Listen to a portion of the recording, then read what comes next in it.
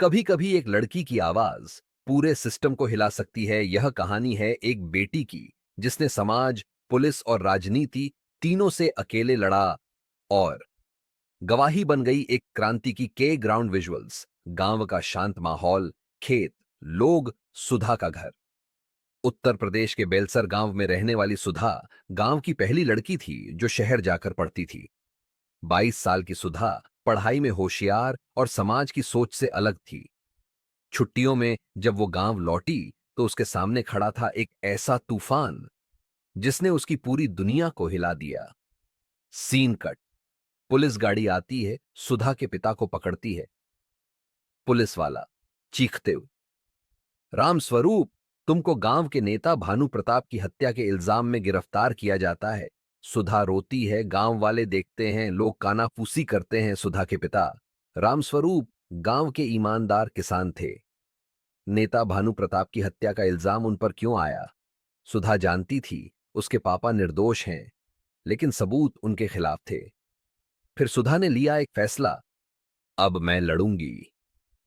सुधा थाने जाती है, इंस्पेक्टर रणजीत यादव से मिलती है। सुधा गुस्से में, सर, मेरे पापा निर्दोष हैं, आप असली कातिल को क्यों नहीं ढूंढते? रणजीत थके स्वर में, बेटी, सबूत हैं तुम्हारे पापा के खिलाफ, ऊपर से दबाव है। सुधा मोबाइल फुटेज देखती है, फिर गांव के मंदिर में सीसीटीवी चेक करती है।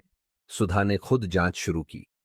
गांव के मंदिर में लगे एक पुराने सीसीटीवी कैमरे से उसे मिली एक झलक, एक परछाई जो भानु प्रताप की हत्या की रात उनके घर से निकल रही थी। वीडियो में देवेंद्र चौधरी की छाया नजर आती है। वो था गांव का दबंग देवेंद्र चौधरी, जिसने पहले भी कई केस पैसे से दबा दिए थे। अब सुधा के पास था सबूत, लेकिन क्या यह सबूत कोर्ट तक पहुंचेगा? होटल में सुधा का मोबाइल चोरी हो जाता है। सुधा थाने में आती है, टूट चुकी है।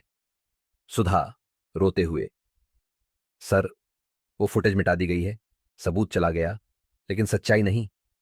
रणजीत का चेहरा गंभीर हो जाता है। फ्लैशबैक दिखता है, उसके पिता को भी सिस्टम ने झूठे केस में फंसाया था। इंस्पेक्टर रणजीत के दिल में कुछ टूटा, क्योंकि बरसों पहले उसी सिस्टम ने उनके पिता की भी बलि ली थी। रणजीत गंभीर आवाज में, अब नहीं, इस बार सच को दबने नहीं। डोंजी इंस्पेक्टर छापेमारी करता है। देवेंद्र चौधरी के घर से खून से सना कपड़ा बरामद होता है। रणजीत और सुधा की लड़ाई रंग लाने लगी। देवेंद्र चौधरी के घर से मिले कपड़े और गवाहों की बातों से केस पलट गया।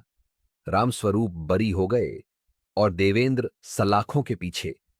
कोर्ट के बाहर सुधा मीडिया से बात करती है। सुधा, अगर एक लड़की आवाज उठाए तो सबसे बड़ी दीवारें भी गिर सकती हैं। सच के लिए डरो मत, लड़ो।